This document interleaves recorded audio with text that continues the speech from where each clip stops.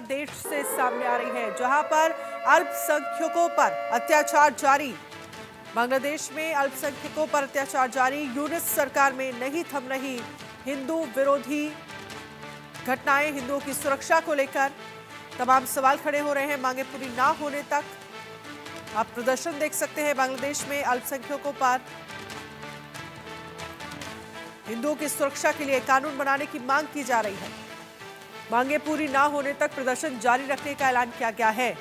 तो बांग्लादेश में अल्पसंख्यकों पर अत्याचार जारी है। यूनिस सरकार में नहीं थम रही हैं हिंदू विरोधी घटनाएं। तो बांग्लादेश में अल्पसंख्यकों पर अत्याचार जारी है। अब इन 3 तस्वीरों के जरिए देखिए कि किस तरह से चटगांव में विरोध प्रदर्शन, हिंदू प्रोफेसर में से जबरन इस्तीफा यहां पर लिया गया। यूनिस सरकार लेकिन इन सब के बीच क्या लाचार नजर आ रही है, ये बड़ा सवाल बना हुआ है। हिंदुओं की सुरक्षा के लिए कानून बनाने की मांग की जा रही है। मांगे पूरी ना होने तक प्रदर्शन जारी रखने का ऐलान भी किया गया है। तो किस तरह की स्थितियां जो है वो बांग्लादेश में हिंदुओं को लेकर बनती हुई नजर आ रही है, ये बड़ा सवाल बना हुआ है। बांग्लादेश में यूनिस सरकार जो है वो इन सब के बीच क्या लाचार नजर आ रही है, क्योंकि जब से इस्तीफा जो है वो शेख हसीना की तरफ से दिया गया है, तब से किस तरह के हालात जो है वो हिंदुओं को लेकर बांग्लादेश में बने हुए हैं, जो सरकार के लिए वहां की चिंता का विषय है। चटगांव में विरोध प्रदर्शन और साफ तौर पर हिंदुओं की तरफ से कहा गया है कि कानून बनाया जाना चाहिए। हिंदू प्रोफेसर से जबरन इस्तीफा लिया गया। बांग्लादेश में हिंदुओं पर सितम कब आखिरकार खत्म होगा, ये बड़ा सवाल बना हुआ है।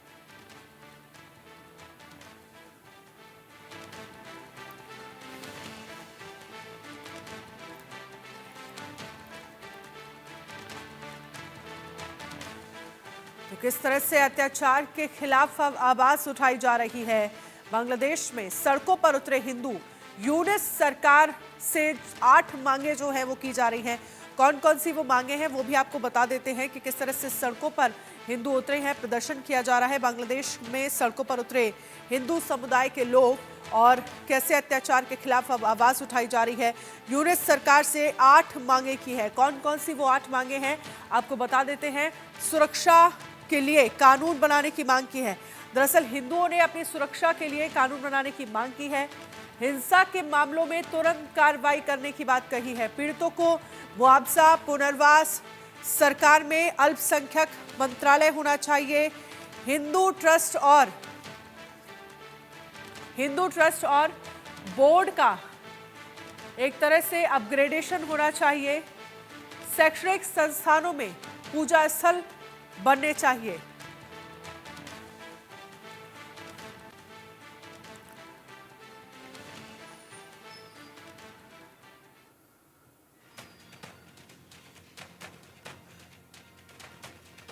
तो बांग्लादेश में आखिरकार हिंदू संहार कब रुकेगा, ये बड़ा सवाल बना हुआ है। बड़ा सवाल यही है कि जिस तरह से 5 से 6 अगस्त को 250 लोग 48 जिलों में अल्पसंख्यकों पर हमले की बात कही जा रही है, और ये सवाल है कि आखिरकार हिंदुओं पर जो संहार हो रहा है वो कब रुकेगा। 5 अगस्त के बाद 278 ठिकानों पर हमले किए गए। कैसे बैक टू बैक जो हिंदुओं के ठिकाने हैं जहां पर हिंदू बड़ी संख्या में रहते हैं उन पर हमले किए गए।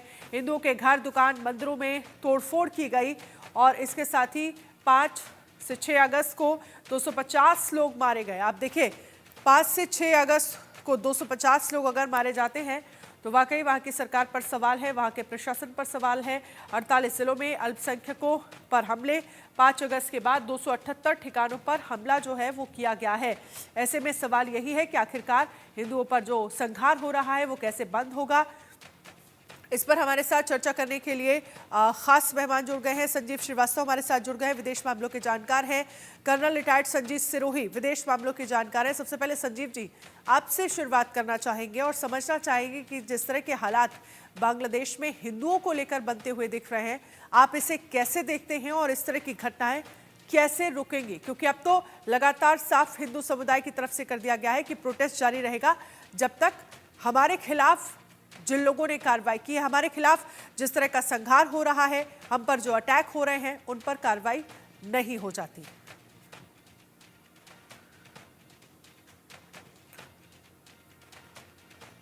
वहाँ की आबादी की लगभग 8% है। और लेकिन जो शेख हसीना की सरकार के किए जाने के बाद, और जाहिर है कि ये जो शेख हसीना की सरकार को अपदस्थ किया गया, उसके पीछे अनेक कट्टर जिहादी जो ताकतें हैं, उन्होंने पूरा वहाँ पे कनाडा में एक केओस, एक अस्थिरता, एक अराजकता, उत्पात मचाया। और वर्तमान समय में उन्होंने जो एक ऐसी स्थिति पैदा कर दी है कि जिसमें कि जो हिंदू कम्युनिटी है वो लगातार अपने आप को असुरक्षित महसूस कर रही है। वो जो उत्पात हिंसा का जो पूरा चक्र चल रहा, उसमें बड़ी संख्या में जो हिंदू मंदिरों को टारगेट किया गया, हिंदू परिवारों को टारगेट किया गया। और आज जो वहाँ की अंतरिम सरकार बनी है, ऐसा लगता है कि वो कट्टरपंथियों के दबाव में है।